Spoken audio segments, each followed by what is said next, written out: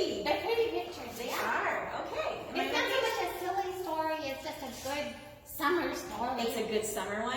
Okay. I'm excited. Okay. Can you see okay, Miss Gizzy? I can. It was in the summer of the year when the relatives came. They came up from Virginia. They left when the grapes were nearly purple enough to eat, but not quite.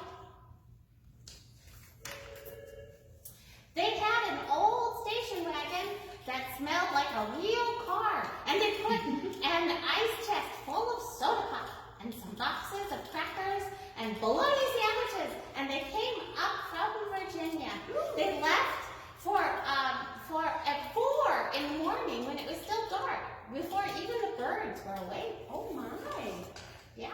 They drove all day long and into the night, and while they traveled along, they looked at the strange houses and different mountains, and they thought about their almost purple grapes back home, and they thought about Virginia, but they thought about us too, waiting for them. It's a big book. It is.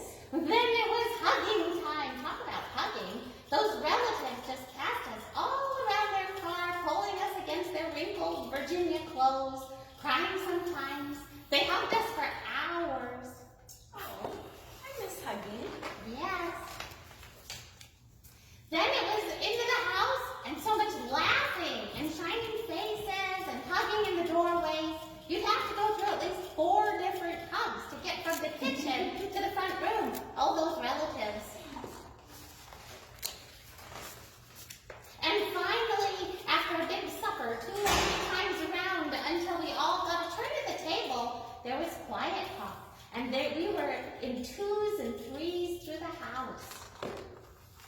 Quiet talk is good time. It is. Yes. The relatives weren't particular about beds, which is good since there weren't any extras. So a few squeezed in with us, and the rest slept on the floor, some with their arms thrown over the chest of the closest person, and some with an arm across one person and a leg across another. It was different going to sleep with all that new breathing in the house. Oh, I bet. Yeah. I wonder if it's soft breathing or not. I hope so. I hope so too. We had the napping house. The relatives stayed for weeks and weeks, and they helped us tend the garden and fixed any broken things they could find. That was helpful. Yeah, it's a lot of people. It is. They ate up all our strawberries and melons.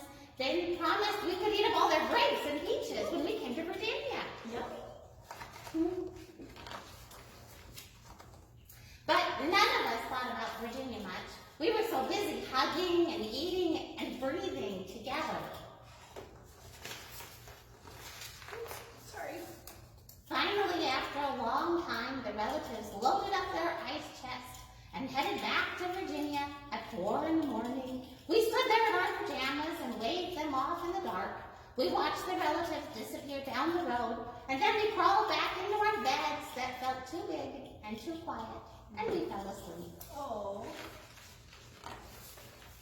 Oops. Oh, sorry. And that's okay. And the relatives drove on all day long and into the night, and while they traveled along, they looked at the strange houses and different mountains, and they thought about their purple, dark purple grapes waiting at home in Virginia, but they thought about us too, missing them, and they missed us.